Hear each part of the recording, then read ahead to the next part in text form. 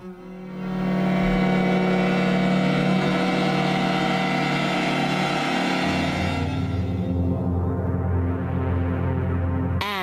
now, turn down the lights. You're listening to Somewhere in Dreamland.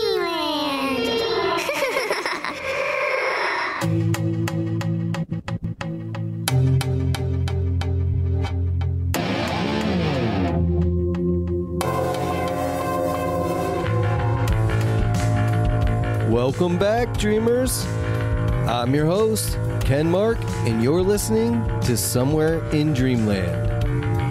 Be sure to check out the show on Facebook, YouTube, Twitter, TikTok, Instagram, the UnX Network, and on the Dreamland website at www.dreamlandpodcast.weebly.com. Tonight, my guest is Jordan Cline from the Fireside Paranormal Podcast. Jordan has been interested in the paranormal since he was a child. Later, he joined his cousin on a paranormal investigation that got results and Jordan's full attention, pushing him further into investigating, broadcasting, paranormal consulting, and the birth of the Fireside Paranormal Podcast.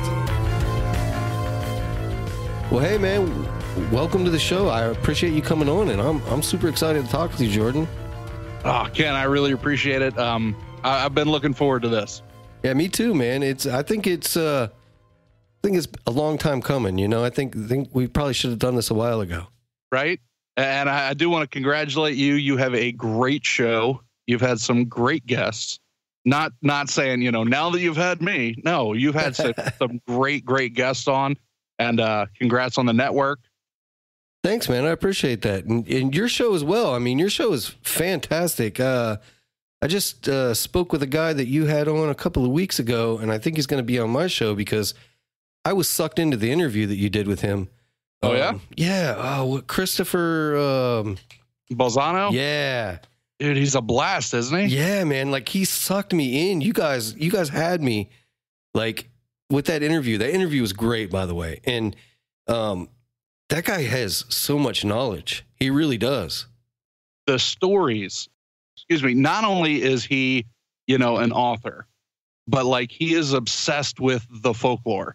So like he travels to, the areas, and he tries to suck in all the information and get locals, their side of the story with what's happening. Like, hey, the white lady jumped off a bridge and whatever. Well, he's asking everybody, hey, have you heard a story about the white lady? Tell me about it. And he tries to track it all down. Like, he is obsessed with the folklore. So he has so many stories.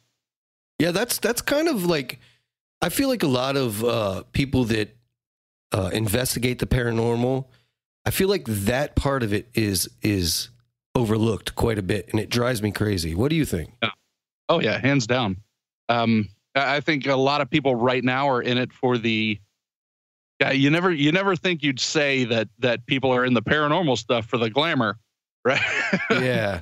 But I mean, really, there's so many teams out there that are trying to, get on TV, and that's their big thing. They're going to record everything. They're going to put it on YouTube. They're going to get on TV, and there's not a lot of people doing it for the right reasons.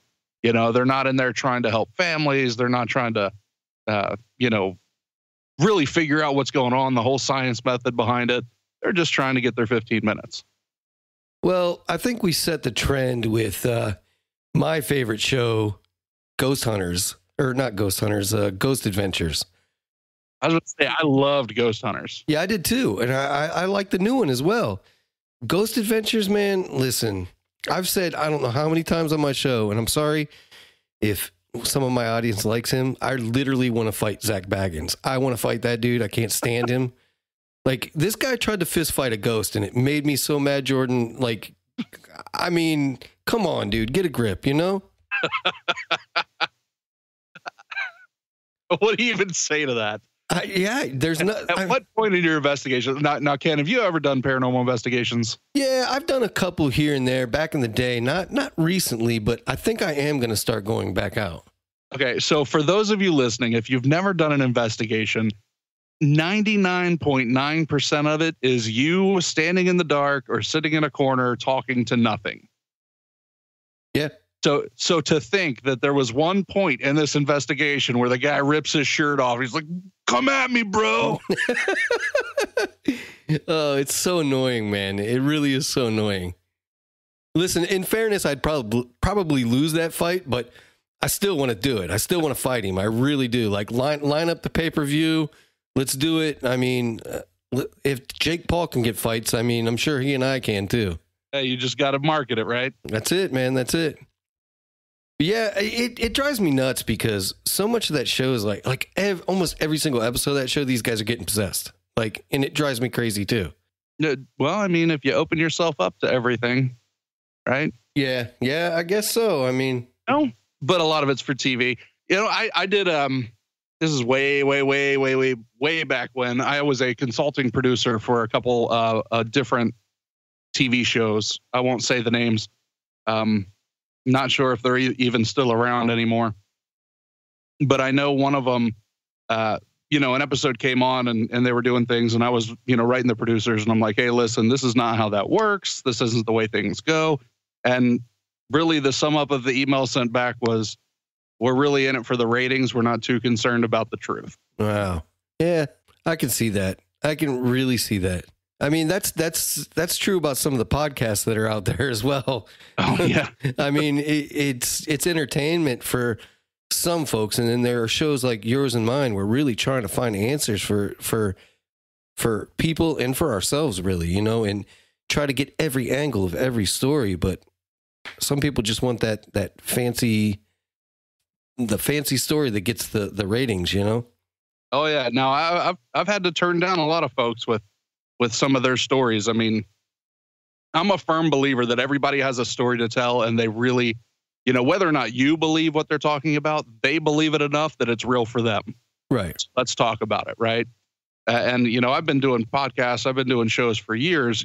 Fireside is a newer show, but, I get some people coming out, hey, I welcome demons into my body and I record it and I want to come on your show and talk about what happens when the demons come in and like, what? Yeah.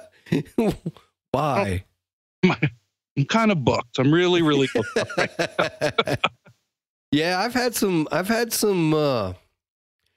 strange ones as well. I've also had some that started off strange and then kind of once I asked about it, it kind of blew my mind, like.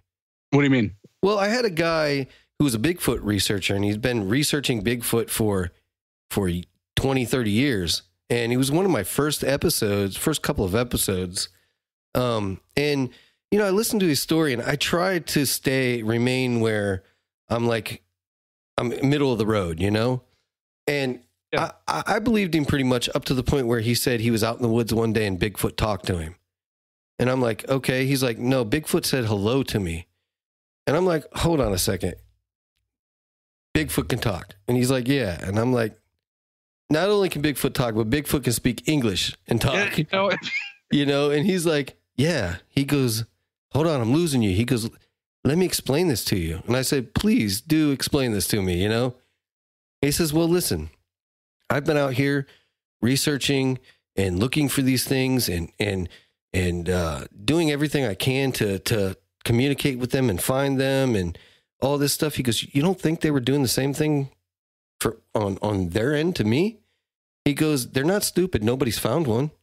He goes, you don't think after 30 years they couldn't pick up a word hello or see what that means or anything like that? And I'm like, all right, okay. You reeled me back in. Now we're going, So I think it's important to ask those questions sometimes when you have that okay, wait a minute moment, because sometimes you get answers that you don't expect. And I sure wasn't expecting that one. Yeah. So then what happened was there was a clearing in the woods and there was a log that fell. And then Bigfoot and I sat down together and I opened up my thermos. I had some soup and we shared it and we talked about a lot of things going on with life. Wasn't there was a book by someone who said they telepathically communicated with Bigfoot like that, something like that. And it was continuous. I can't think of the guy's name. All right. So now, right, I'm saying, okay, well, that guy's crazy. But on the other hand, like I've had some Bigfoot shows go on And I'm almost convinced that Bigfoot could be like a interdimensional, type of being. So is it bad that in my head I can accept the telepathy conversation faster than I can with him speaking English? No, I mean, I think that. What does that say about me, Ken? I just think that it says that you're a practical thinker. Like I really do, because or that you're just seeing it from a different angle. And I think that's why shows like ours are so important, because everybody brings their own angle to the table, and that doesn't mean that it's the right angle or the wrong angle. It just means that we need to put those angles together like a puzzle and figure it out, It's good stuff. Yeah, that's how I feel about it, man. I don't feel like anybody has. First of all, there are no experts in this field, and we've said this how many times, because you can't be an expert in a field that there are no answers to. Yeah. How can you prove really any of it, especially when you're talking about ghosts? Right. So I'm on board with your Bigfoot theory there. Totally on board with that. My eyes were open to that whole scenario when I spoke with Joshua Cutchin. If you've never had that guy, get that guy on your show, because he was amazing, man. Now, what did you talk about? What's that? Oh, well, he thinks this guy's thinking outside the box. He's kind of the new breed of the paranormal, cryptozoological type of person, and he is making all these connections between like fairies, the fae folk, and modern day alien abductions. Okay. For instance, he says, if we were back in the day in England in 14 something, and we're walking through a field and we see a circle with 3 little people standing in it, and somebody down the road's baby's missing, what is that? Well, that's a fairy, and the fairies used to actually abduct people, and you're standing in a fairy ring. He says, exactly. Now, what is that in 2021, 2022? Well, that's an alien abduction scenario, and you're standing in a crop circle. Blew my mind. Yeah, that makes a lot of sense. Yeah, stuff like that. He's like, this stuff has been going on for years and years and years. It's just changed. Like the folklore has changed a little bit over the years. It's still the same thing. It's just everything's changing because time is changing. Well, I mean, look at not only, right now, reach and grab your phone. You have every piece of information that ever was and ever is, right there in the palm of your hands. We can reach out. I have an interview Saturday morning with somebody in Ireland. Oh, awesome. You can reach out and talk to anybody. Yep. You can any piece of information you can. Back then, you only knew what your dad told you. Yep. Or I know even in like Scotland, I have somebody that I talked to that's a listener of mine that lives in Scotland, and her grandmother, and this is true, like today, she is the elected village witch. Wow. Of their town. So like back in the day, that's the person that gave a lot of the information. Sure. So yeah, it's crazy to think how things have kind of morphed over the years, and changed. And it's interesting to me. That's another thing that I believe is overlooked. And that's why I thought that Joshua Cutchin brought so much to the table when I spoke with him, because he's actually going back through and kind of checking out the history of everything and putting these correlations together. And it just it's I think that we need more people like that, Oh yeah, 100%. So let me ask you, Jordan, what got you all caught up in the paranormal to the point where you decided to dedicate a chunk of your life to running a podcast about it? Whew. That's a loaded question. Yeah, it is. I will try to keep it streamed down so it doesn't take the entire episode. Okay. But growing up, you always have the TV shows that you like, right? From Scooby-Doo to, Twilight Zone, or, all those. The magazines, Weekly World News. I was a big fan. I don't know if you ever watched or read those. Oh yeah. And then there was a few different houses I lived in that had some activity going on. So for me, it was always something that was around, I'd always accepted it. as far as like the hauntings and stuff like that go. Yeah. And now, have you actually done paranormal investigations yourself? Oh yeah. Yeah. That's actually how the show's like when I first started doing podcasts. This is probably back in like 2008. I was with my cousin. My cousin was doing a paper in college on tourism, and the specific topic he picked was paranormal tourism. So he was doing some research and found that the West Virginia State Penitentiary, which is just about 20 minutes from where I live, was doing a ghost hunt, like a ghost hunting 101. You get a little class, and then you get a few hours to free reign through the prison to do an investigation. So he's like, "Hey, you're coming with me." I'm like, "You're an idiot." He's like, "You're coming anyway." I'm like, all right. So we went, we looked, we learned, we took the class, all that, and then we got hooked because you're going down and you're in these cells. Have you ever been into the penitentiary? I know you drive kind of through here. I have never been to that one. I have been to the Mansfield Reformatory many times. Okay. Well, in the West Virginia State Penitentiary, there is a section that they call it North Hall. And that is where the worst of the worst offenders go, right? So we were in there, of course, lights off, middle of the night. We don't know what we're doing from anything, just what we learned in the 2-hour class. I think we had like a recorder and like dowsing rods or something like that. And we end up in the cell that's like the worst person that was in the prison. It was like the worst person in the worst area of the worst section of the penitentiary. So we were like, yeah, let's see what we can get here. And we picked up a voice. And at that point, we are in it to win it, right? Oh, yeah. Hair standing up on the back of your neck. You're getting the goosebumps. Well, from there, I think I had a tape recorder as well. We were going down. Okay, this was, like I said, 2008. So there wasn't a lot of fancy ghost hunting equipment like there is today. You had a tape recorder, you had a video camera, and, whatever you can stick in your pockets. So down the hallway, and it's completely like chain linked off because these guys are like so bad. They don't want anybody to get anybody that's walking, right? Sure. So I'm walking through this prison. My cousin Nick, he's like, walk down, just have the EMF meter. Back then, they were like a little gray box that just had a needle on it that wee, when it went off. Yep. So I got the EMF detector in one hand. I got the video camera, wrapped around my wrist, kind of on the other hand. And I got the night vision on because I couldn't hold a flashlight too. So I'm just like walking in the dark, and I'm about halfway down this hall. Now the prison's huge. So halfway down this hall is a good hike. I'm not around anything. And then the EMF detector just goes, wee, real loud. And like in the camera, you can just see like the camera drop, catching on my wrist, and like points at my feet. And I'm like, Nick, and you see my little leg. That's how I would be too, man. But yeah, we were hooked after that. And then we started what's called the Wheeling Society of Paranormal Research, WSPR, which shortened, we called it Whisper. Cool. We had a local radio station we'd go on and present, evidence that we found and things that we did.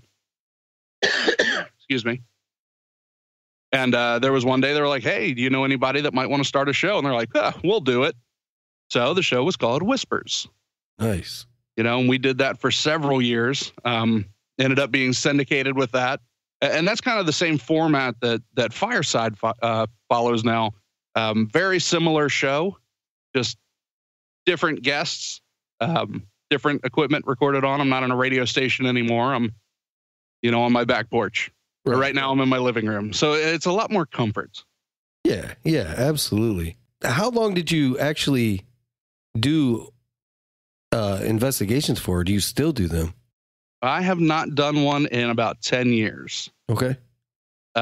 We moved, my wife and I, when we got married, we moved to South Carolina. Smart. Yeah. And right. From West Virginia to South Carolina, like every West Virginia dreams. And then we moved from there to Texas. And then Texas, when COVID kicked up, we moved back to West Virginia. Okay. So we haven't done an investigation yet. I used to rent the penitentiary out and do events, like host big events there, overnight tours. And I'd like to get back into that. I always thought they were a lot of fun. So That's in the works, but I don't have a team anymore. I have 4 kids. They're all small, so I don't have any time to leave. You gotta pull a Bobby J. Gallo, man. Yeah, just bring them with you. How old are you? 7? Yeah, grab a recorder. Let's go. Right. So, what other places have you investigated other than the penitentiary? Now, we focused more on residential homes. Okay.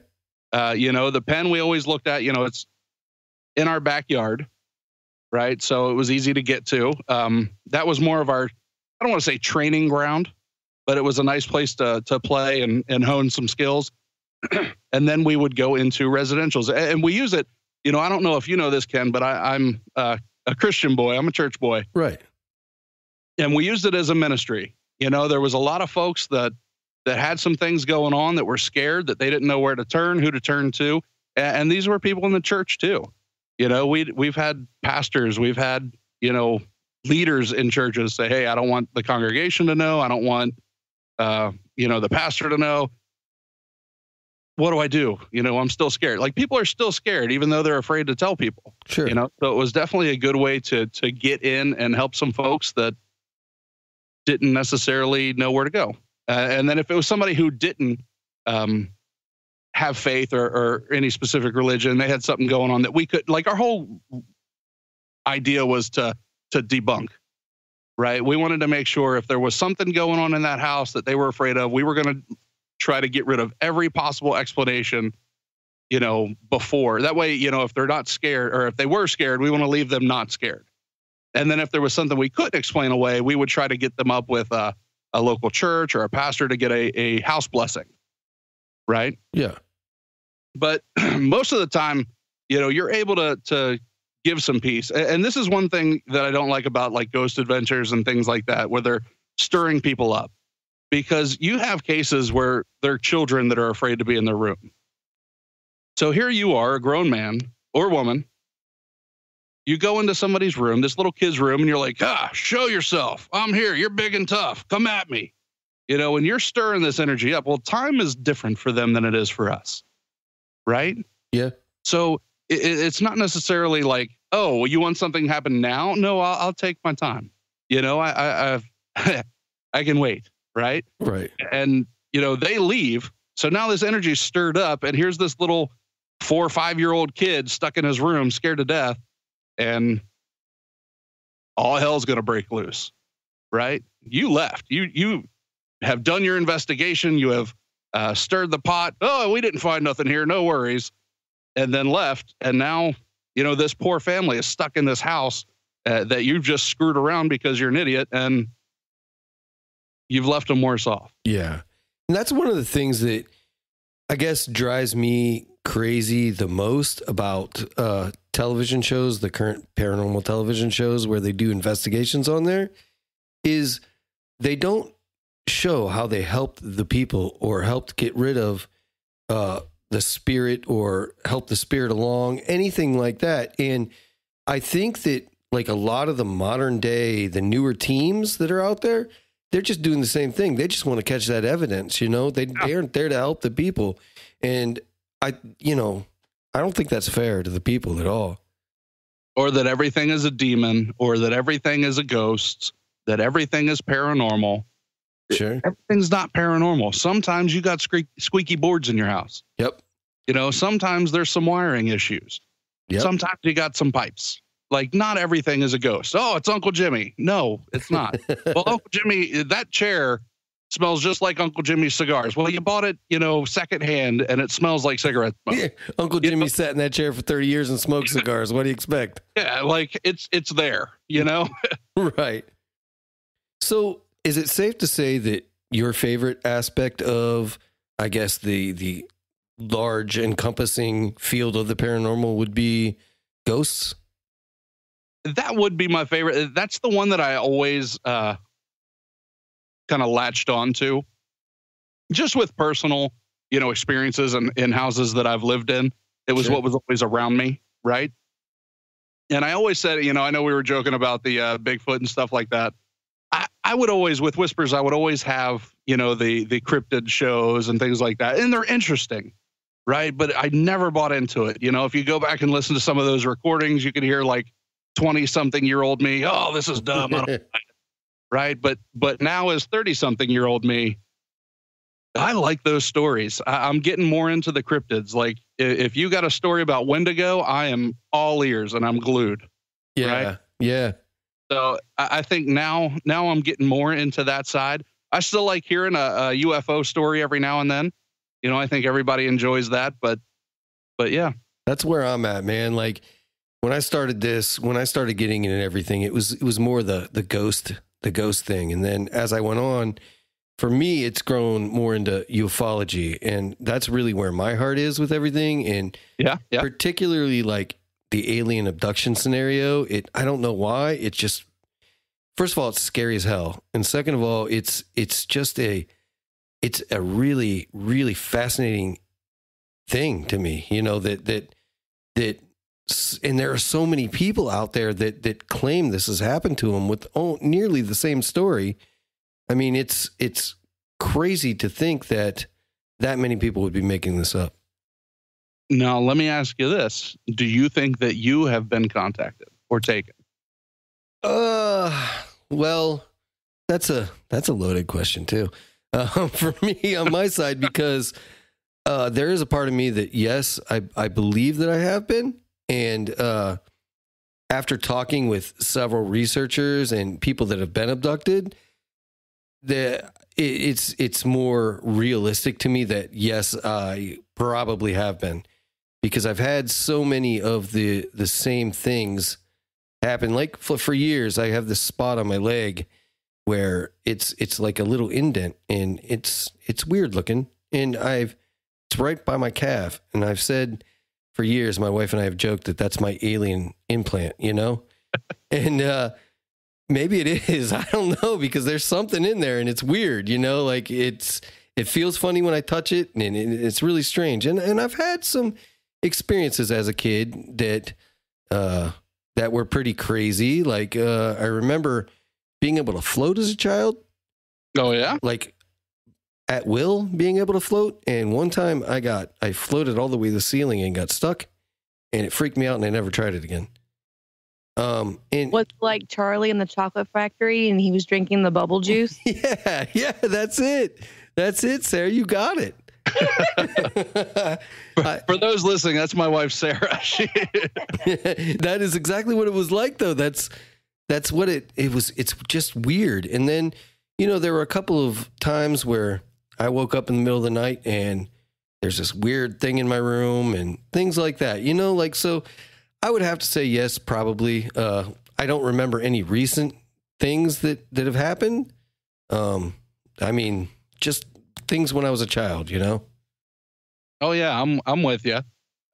They say, and this is from, you know, the UFO experts, you know, that I've talked to, that a lot of folks that are really into the paranormal and have a lot of experiences is because they're all contactees. That's interesting. I mean, it makes sense, because I have this weird thing, and I've talked to some psychics about this, where I also have these very vivid dreams that tend to come true, like almost a couple of times a month. Oh, wow. Things like that. Like one time I had a dream. Here's a big one. I had a dream one time that I saw a train wreck right in front of me. And the next morning I was driving to work, got stopped by a train, first one in line. Thing goes down, big baseball field off to my right. And it was down about, I don't know, there was a wall, and it was down about 20 feet from the train tracks, and right in front of me, train wrecks, crumbles right into the ball field, and I about lost it, man. I'm like, wow, this is not happening, you know? Things like that. Final Destination stuff right there. Yeah, man, just weird things like that, and deja vu all the time. I have deja vu weekly. Yeah, I have a lot of deja vu. Yeah, maybe you've been, you think you've been contacted or abducted? Now, see, I don't have any like big memories, no big experience. Now, I had Joe Montaldo on my show. I don't know if you know him. He's the president of ICAR, the International Community for Alien Research. Been on all the TV shows, coast to coast. Like he does all that. And he's doing some research, people with, green or hazel eyes, things like that are type O blood. Yep. And I'm like, okay, well, I'm O negative and I got green hazel eyes. Okay. So I fit into that category. But we have, my family has an episode of missing time. Oh. Okay. And this was one of the hurricanes down in South Carolina. We lived at the beach. We lived in Myrtle. And, a big hurricane was coming through and we evacuated. We came back up to Wheeling. Everything shut down. We had to get out anyway, and we weren't going to have power for a week. So we decided to go see some family. Yeah. Time for a vacay. So that's about, how many hours would you say, Sarah? Yeah. About 10, 11 hours. Yep. I don't know if I heard that on the air. It's about a 10, 11 hour trip. It takes us about 3.5 hours to get to Charleston. So Charleston, West Virginia. Yep. So we leave the house. We're going. Yeah, we make a stop for a bathroom break for the kids. For those of you listening, I have 4 kids. I have a 9-year-old, a 7-year-old, a 4-year-old, and a 2-year-old. So we have to stop to pee, right? Yeah. But by the time we got to Charleston, it had taken us like 7 hours. Oh, wow. And we looked at the clock, and there was nothing crazy with the time. We were talking, we were driving. We stopped like once. And we're like, okay, it took us 7 hours to get here. This is really weird. The kids had to go to the bathroom again. We were going to stop to get something to eat. We pull into a fast food joint, like a Burger King or something like that. And go to the bathroom, get something to go. And then, was it? All right. It was not a Burger King. It was CC's Pizza, which is very similar. Yeah. Yes. They have cheeseburger pizza there. I mean, cheeseburger pizza. No, we were leaving, and there was an officer there, a cop. And as I was walking out, he says, "Have a safe trip back to Myrtle Beach." Weird. What? Like, we're still in West Virginia. There's nothing on our car that remotely looks like Myrtle Beach. We're driving a minivan, and we're just a random family eating pizza, driving. You know what I mean? Yeah. Off a random exit around Charleston. That's pretty strange that he would. I mean, I could see you having South Carolina plates, but if he just took a shot in the dark and said Myrtle Beach, it's pretty strange. Yeah, I mean, even if we parked near the door, which we didn't, and he would be able to see that. I just thought it was all very, very strange. It's almost like and this is what Joe said. Sometimes they'll plant people or situations kind of in your mind, just to give you like some comfort to make sure you're on the right track, like, okay, well, have a safe trip back. Yeah. Like, what? I'm going to have to listen to that because one of the things that really fascinates me about the whole abduction or contactee scenario is actually the heritage and things like that of people that like that fascinates me, man, like really big. I always, every time I have a UFO investigator or an alien, researcher, I always am asking them about heritage. And most of the time it comes out to be Celtic heritage or Native American. Yep. And I have Celtic heritage and I have green eyes and, it's like, it's crazy, man, that really those things seem to pop up time after time after time. Yeah, and that's a big one. And I'll try to get you Joe's information. But he's done a lot of research, on this and has all the statistics and, he can hammer it out. I am crap for remembering like numbers and things like that. So right. Can't recite that out, but he's really good with that. And yeah, you're right. The Celtic, area, Celtic heritage, blood types, eye colors. There's a lot of different heredity things that go on. And then not just heredity, but generational. Yeah. You get into, I believe it's the Greys. If you're, one of the ones that are taken by the Greys, they've probably taken your mom, your grandma, your great grandma, down your entire lineage following you. Yeah, it's insane, man. Really, it is a lot to take in and process, but it is really, a lot of it makes sense once you look at it, So being a Christian like you are, how do you feel about ufology and religion. Do you feel like that they could support each other? Yeah, I never understood when people say, well, you can't have them both. Why? Right. There's nowhere in the Bible that talks about, there's nowhere in the Bible that talks about aliens. Well, are you sure? I think there is. I think there kind of is. And then like, I don't know. I'll put it this way. Like, yeah, the Bible is written for us, right? Yep. To give us an explanation of what's going on. Who's to say that there's not another Bible in space, wherever planet that these folks are from, who's to say that God didn't do something for them as well? Yeah. Well, why don't they talk about it? Because it's not important.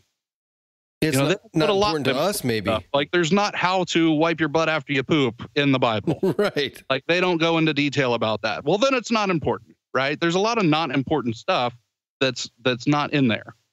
Does that make sense? Yeah, absolutely, man. Absolutely. And I think, when you look at space and when you look at things like that, I always looked at it like almost like an old clock, with all the gears and things like that moving. Like, look how the things that happen in space, how they affect Earth, right? Things are spinning, the moon changes the water tides, and like everything's kind of connected in this giant, everything's moving in the right directions at the right time to make certain things happen. I always looked at it as like this beautifully created watch. Yep. Right? Who's to say that things aren't happening for other folks too? My thought is that the universe is just too perfect of a place to not have been created. And I think that there's room for even an alien race in that creation, I think it's really arrogant of the human race to think that we're the only thing that God created. Well, that is one of the flaws of the human race, is that we are very arrogant and that we are the center of everything we think, All the scientists out there that have been looking at these different planets have found planets that would be capable of sustaining life.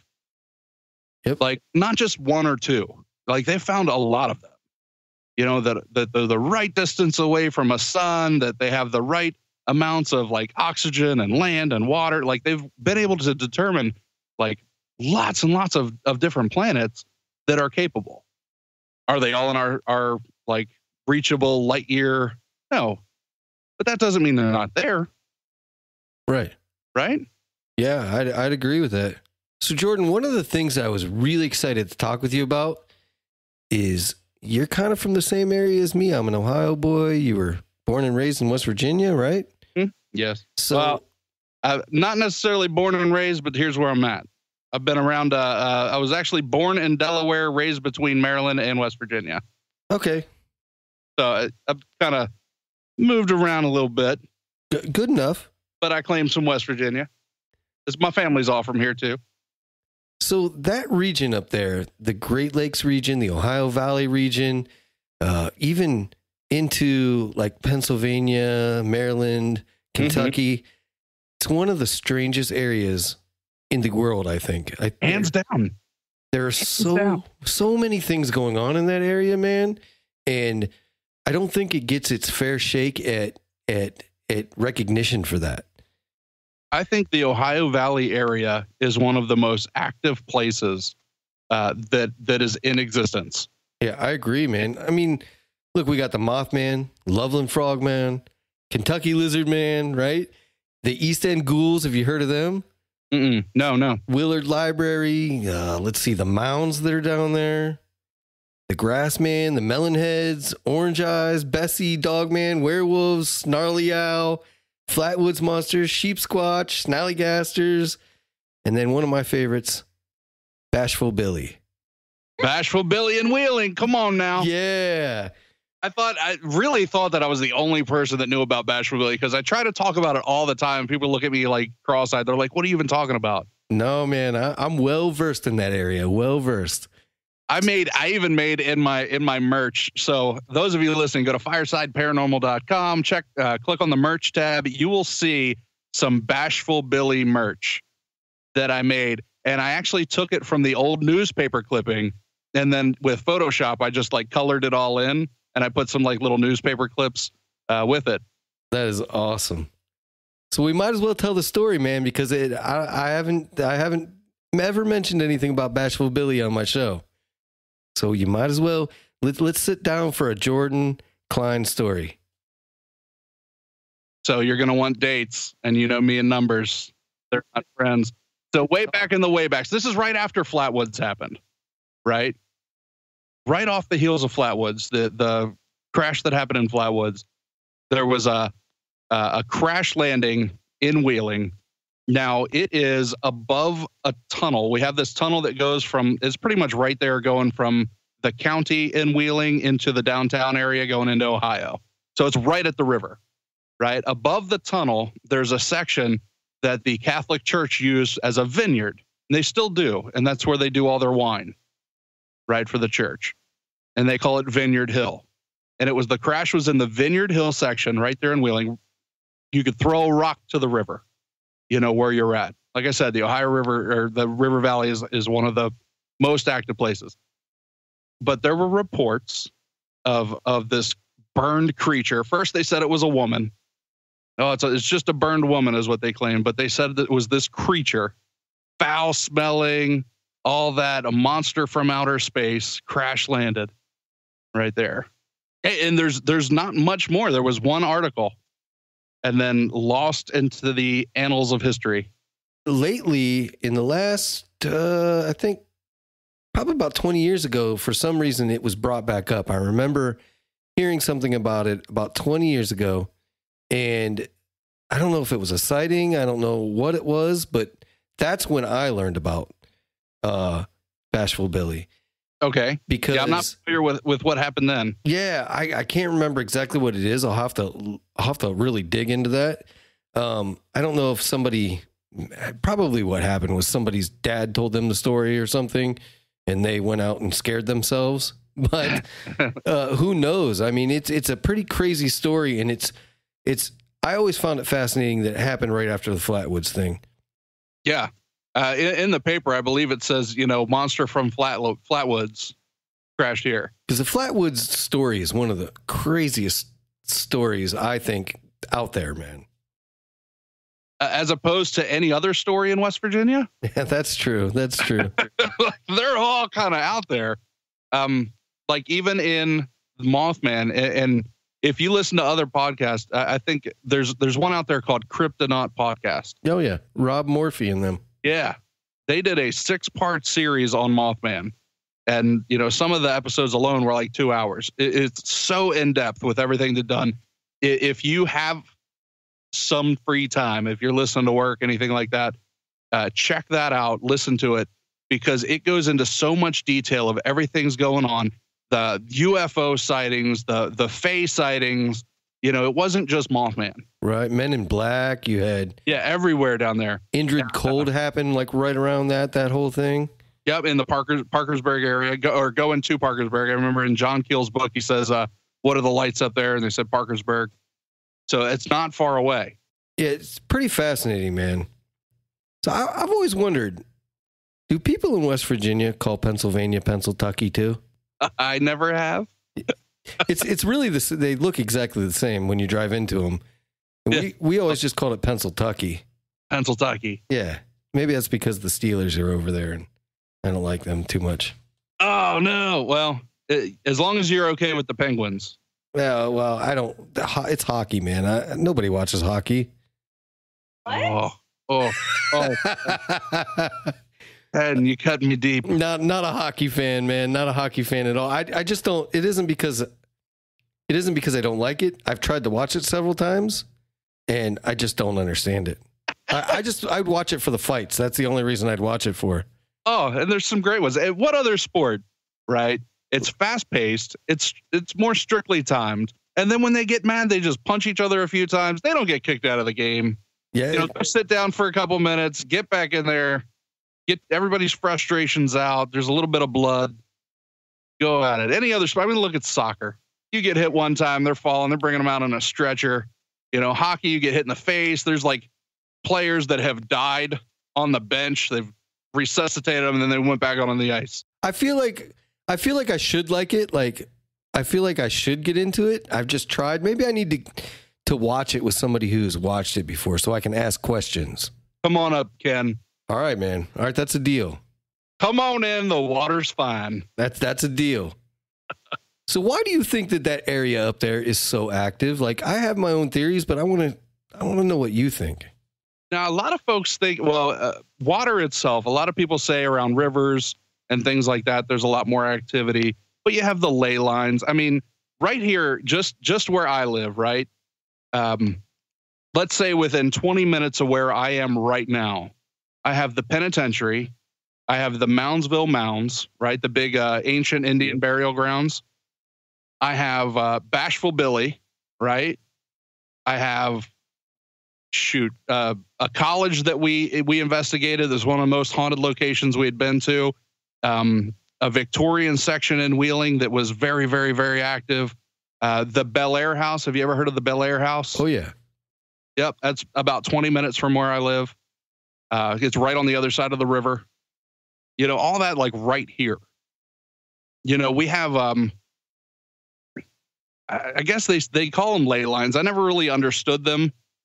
You know, I don't know if you're familiar, the lines that kind of go around the earth, that it's seemingly all the big churches and temples and paranormal places are all like lined up with these lines. But they say a ley line comes through here.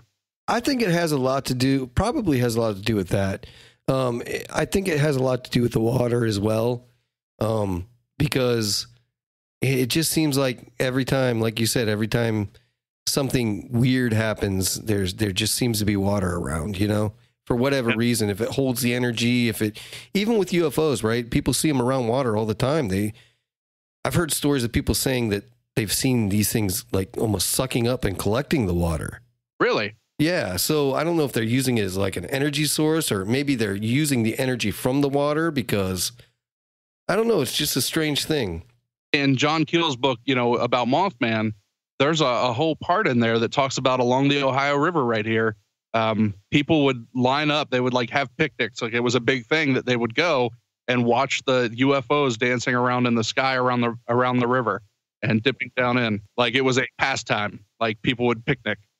Do you put any solid belief behind the curse of Chief Cornstalk?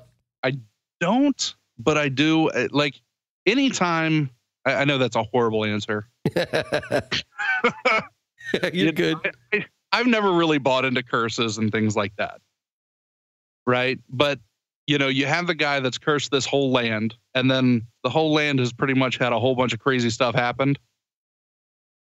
Can you just grunt? Is that a good answer? No, that's a good answer. It's a good answer, man.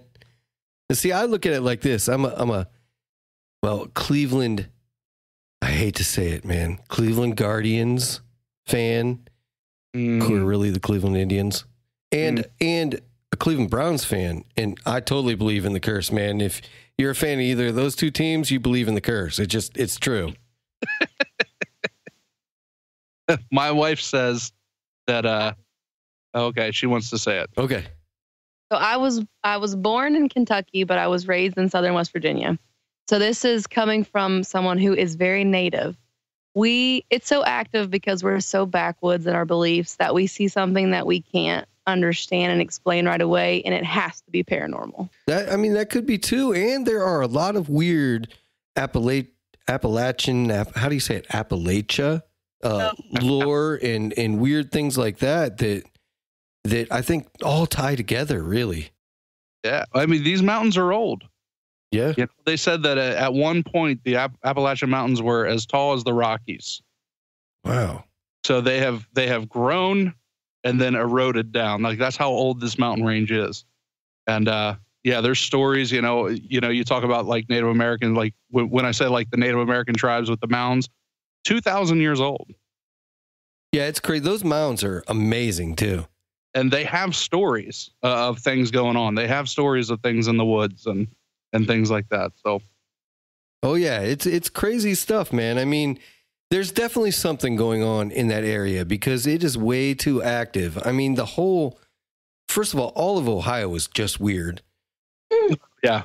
It really is. I mean, there's so much weird stuff in Ohio. Like I tell everybody I had withdrawal when I moved down here because I knew every story up there just about, and all the lore and legends. And then I moved down here and I'm like, oh, there's ghosts. Oh, it. You don't have any creatures running through the woods. You don't have any, big feats. No. I mean, there's some. We had during COVID. We had a big outbreak. Everybody was seeing Bigfoot down here. I don't know what happened. I don't know if it's because they were home or what. But everybody it was in the news like every other day. Wow. Yeah, it was crazy. I never seen any there. Well, I see this one all the time when I'm driving. Somebody has strategically placed one of those black Bigfoot cutout things. Nice. Just perfectly in this ditch. Like, I don't know, it's about 20 miles from here. And every time I'm driving past there for work, I'm like, there's Bigfoot. Oh, God, he gets me every time, every single time. Hey, to tag off that, I remember we were driving. This is back with Whispers. We were driving to the radio station one time, and there was a blimp off in the distance, probably going to the, a Steelers game or something like that. But you look at it and it's kind of far away and it's just kind of floating like this thing. And we're like, I stopped the car. We got out. We're like, oh my gosh. And then we're like, oh, it's a blimp. Oh, blimp. Yeah. So my second oldest is 18 now, but a year or so ago, he started a job and I would go pick him up every night. And I'd pick him up. It was like 11:30, 12 o'clock at night. He'd finish up and we'd drive home. And on the way home, we were listening to, I'd always have a podcast on or something to do. And we were listening to this particular night. We were listening to, I don't know, something about UFOs and stuff like that. Uh-huh. We're driving home and a lot of the roads down here in the low country are just dark and small roads, old country roads. Oh, yeah. So we're driving around and, we're surrounded by pine here. It's just pine forest as far as you can see. So we're driving and all of a sudden we were talking about the show because he had asked me a question.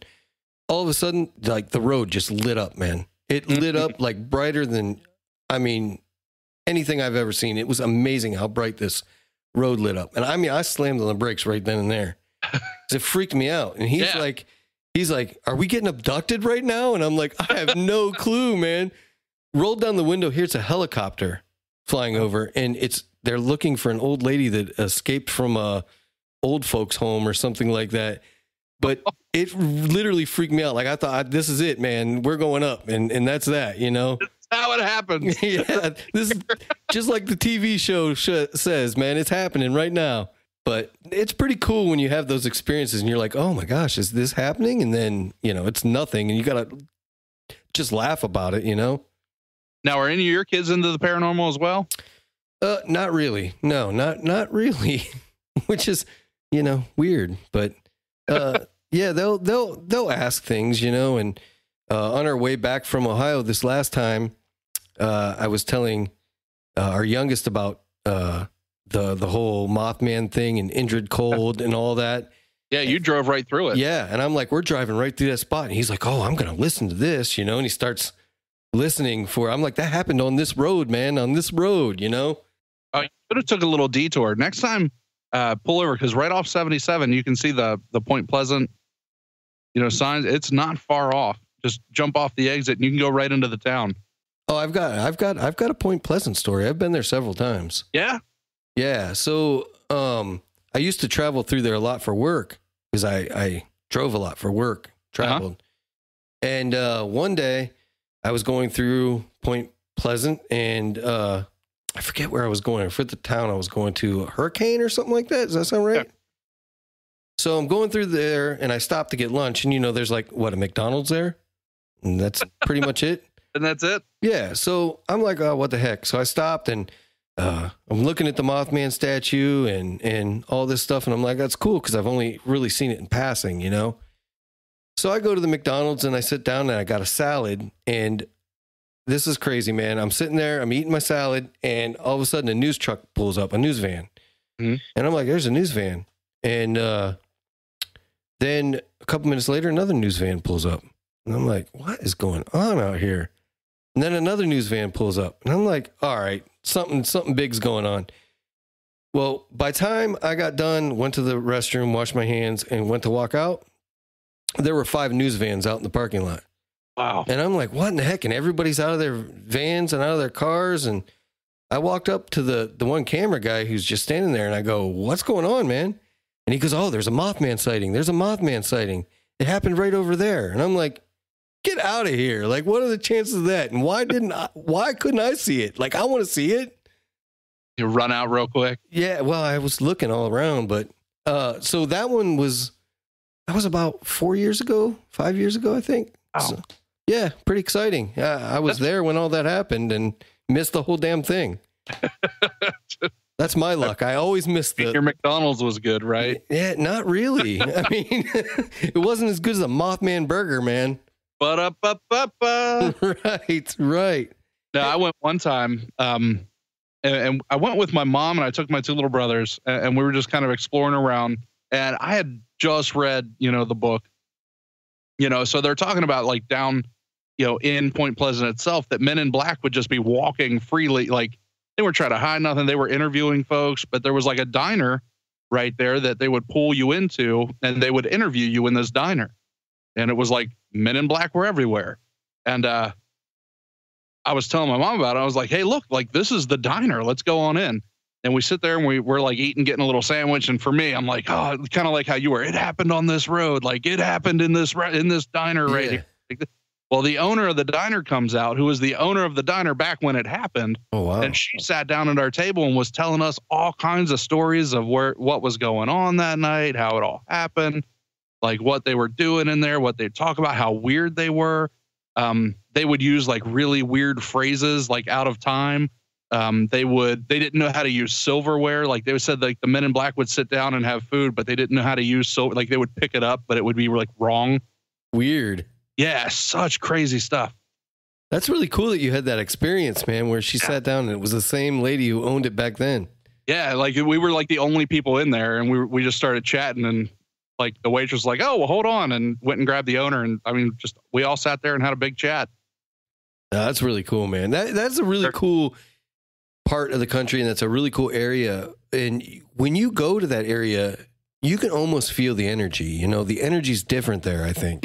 Yeah, people talk about how it vibes, right? But it's almost like it has its own vibration. Yeah, it's definitely different there.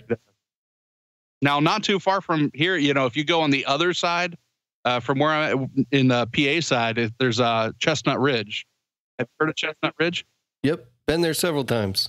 There's a lot of activity in that area. We've done several shows on that. Just UFOs and Bigfoot sightings and, hauntings, like all in that area.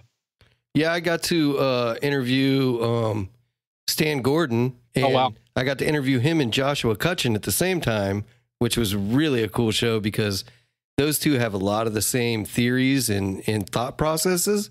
Yeah. And it was really cool getting them together. But, Stan Gordon, he's had... since he was 16, he was one of the first ones on the scene for the Kecksburg thing. Yeah. He's a legend. You've had a big one on. Yeah. He's had that phone line open ever since then, which is like almost 60 years ago. Wow. 58 years for this phone line. And it's really, really crazy that it's still in operation and this guy's still out there with boots on the ground doing this stuff, Yeah. Big time. Now, one of his proteges, I've had on a few times, Tom Mihawk. Oh yeah, and he goes out and they do investigations and stuff together as well through the Ridge. Yep. Pretty neat stuff. Yeah, that's a really cool area. I stayed in a place called Donegal there. That's there like several times because it's a nothing town and I loved it. And it's the same thing as Point Pleasant. Like the energy's different there. Like you can almost feel like at any moment, it feels like at any moment, anything could pop off. You don't know what's going to happen. And I spent a lot of time through there and, Kecksburg's right around the corner from there, not even 10 minutes away. So we went there once, and it was a pretty cool place, man. It's pretty cool. Wow. That's pretty incredible. Yeah, it's a lot of fun, man. I mean, I love doing that stuff. Like any chance I get, I'll get out there and check it out. So yeah. And for those of you listening, I wish you could like feel, what we mean by we say, hey, there's like a vibration, there's an energy there. Like when he said that you could feel like anything could happen at any time, you really do. Like all of your hairs are standing up. Like there's just a feeling that something's right there. Yeah. It even smells a little different there. Well, what I mean by that is it's almost like an ozone-y feeling and smell there. It's in both places. It's really, it's just different. It's just a different place. Hey, and you know okay, crazy theory, right? Because we talk about like EMF and how that could cause things. What if the town, like that eerie feeling is its own type of heavy EMF of some other degree? Like not necessarily that, but there's something else there creating that. And that ozone smell could be a side effect of some kind. And that's what's creating all these paranormal, maybe hallucinations. Yeah. You never know. Yeah. Right. Yeah, it's you never know, man. I mean, there's like you can literally roll theories off all day in those cases and still not ever be done with it. Like it's just one of those things, like, because there's so much there and so many theories that could be bounced off that sooner or later somebody's going to put it all together, I think. And then it won't be fun anymore. I think one of my fun theories that I've had, talk about shadow people. Yeah. Right. And everybody's talking about, ghosts and ghosts and ghosts and ghosts and ghosts. Yeah, like I've been doing a lot of like looking up on like different dimensions and like how like things and like, let's say if you were a second dimension creature, right? Which is just like shape, like flat surface and shapes. If you were to put a 3-dimensional sphere there, you would just see a circle. Right? Yeah. So like, what if there is a different dimensional being there and all we could see is that shadow? You just never know. It's as good a theory as any, like it's something to think about for sure. I'm all about the theories. Yeah, me too, man. Me too. So, hey, I want to talk for a minute about your show. Okay. So I really like your format, and I know we talked about it earlier. I like the way that you bring everybody in on your show with the what did you call it? The people that call in with their own experiences, or you speak featured stories. Yeah, the featured stories. So I like the way you draw everybody in on that, because it feels like just like a chat, just like hey, tell me about this, and you listen, and a lot of those stories are really, really awesome. And then you go into, your main topic. And I think your format is absolutely awesome, man. And I think you really grabbed a hold of the campfire theme and the feel. And I like that, man, because it feels just like some buddies sitting around the campfire BSing, And that's really the goal that I wanted to have. There's a lot of shows out there that just kind of sound like shows, right? But I want it to feel personal, because like I said before, everybody has their story, right? And a lot of folks think, okay, well, it's just like this guy that's written books, or this guy that's, has this investigation team, or this guy that's been on TV. But like your neighbor 2 doors down right now, guaranteed has some story. Yeah. That they probably have never told anybody. My absolute favorite is when they come and sit down with me. I do a lot of conventions. And I really love the conventions because they'll sit down and say, well, I really don't have a story, but there is this one thing that happened, and it's the most incredible story. And like, I'll turn the mic and stuff off, and I'm like, are you kidding me right now? Like, what do you think? What do you think that was? And that connection, I think, is really, really magic. Yeah. There's something about telling your personal ghost stories, right? That just opens you up and makes you feel vulnerable. Yeah, right? It's very personable. It's very like they're giving you a piece of themselves. Right. Exactly. So Exactly. I think that's one thing that really makes it special, even if it's just some like, oh yeah, I heard these steps coming down the hall, nothing real big to, maybe you or I, but to them, it was a real experience that they went through. Yep. And it could have terrified them. Gosh, there was a few weeks ago, I had a guy, for the featured story that was talking about seeing Bigfoot. And I mean, he just started cussing. Like I try to limit the language on the show because I know that some kids listen, but the guy like drops the F-bomb and he's like, I pissed myself. I didn't crap on myself. Like he was scared to death. Yeah. And when he was telling me this, like he was sweating, he was shaking. And when he got off from the table, like he was like, I've never told anybody that story before. And like, he was freaking out. Well, you can tell at that point that it was real to him, whether it really happened or not, Yeah, it could have been like a garbage bag flew past at the right time and it just kind of caught him off a peripheral and it scared the crap out of him, literally. Right. But really to him, it was a very real experience. And yeah. I think that is just magical. Oh yeah, for sure. For sure. So what do you got coming up next on your show, man?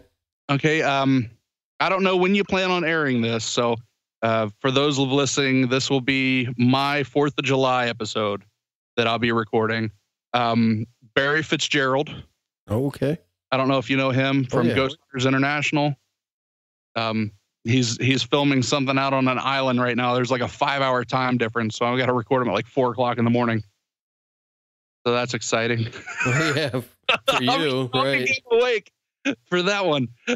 But I'm also incorporating something new. I've been talking with different paranormal teams because, I was thinking, okay, well, not every team, like there's so many teams that started through COVID. So many. And, they're reaching out to me. They don't really have enough stories or experience or things like that to do a full hour-long episode. So I'm like, okay, what if we can highlight some of these teams and almost do like a featured story, but for them? Hey, we're, this team, there's only a few of us. We started back here, but here's one story here's one experience that we've had. And just a little 5-minute section. I would really want to start incorporating that. And I'll be recording that on Saturday too, for the 4th of July show. Awesome. So awesome. I'm excited for that as well. And I hope some more teams kind of reach out to me as well. So if you're in a paranormal team or if you have a regular story, I'd love to incorporate that. Yeah, man. Give them your info so that they can find you for sure. The show is Fireside Paranormal Podcast. It is goodness on every podcast thing. I really try to answer every DM as long as you don't sound like a spammer. And sometimes I even answer to them just for somebody to talk to, I guess. I've never heard about Bitcoin. Tell me about it. But all the socials, if you are interested in like Facebook groups, Fireside Paranormal Hub is a great one for a lot of folks to connect. There's a lot of big names in there that have joined that are pretty active, people that have been on TV or, big authors. You had talked about Chris Balzano. He's pretty active in that group as well. So you really get to pick some brains of some really cool people. So if you want to reach out to me that way, Instagram, Twitter, TikTok. On Twitter, I am at Fireside Parapod. It's Parapod. And check me out. Come listen to the show. Have some fun. Patreon. Really trying to do some cool stuff there too. So patreon.com/Fireside Paranormal. I'm trying to save up to do some really cool things with the show that they cost money. So for those of you that want to support, would be a great support. And, hopefully I can put out some better content for everybody. Yeah, I don't think people realize how much time and money we put into producing a show. And it's really a lot. It's like I said earlier, it's a chunk of your life, It really is. And, for me, we got 4 kids, so you got to wait till the kids all get to bed and everybody in. So you got to time everything out right and then try to get the show out before midnight sometimes. Yeah. So it's a slam to get it all done.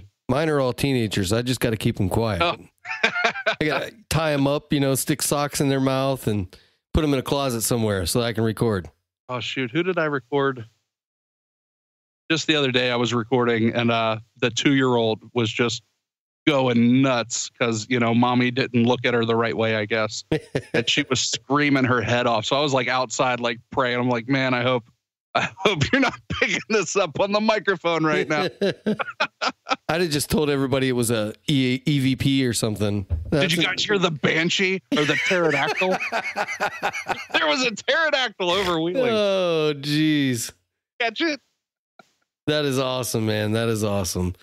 Hey, man, I really appreciate you coming on the show and taking time out to do this with me, man. And, yeah, I look forward to working with you more in the future and hopefully have you back on. I appreciate that, Ken, a lot. I do love your show. I love what you do. And, you know, I know you were buttering my bread there for a little bit, but, you know, to butter yours too. You have a great program. You're doing a lot of big things, and I'm glad to even be considered quality enough to be guest on this show. Oh, come on, man. Come on.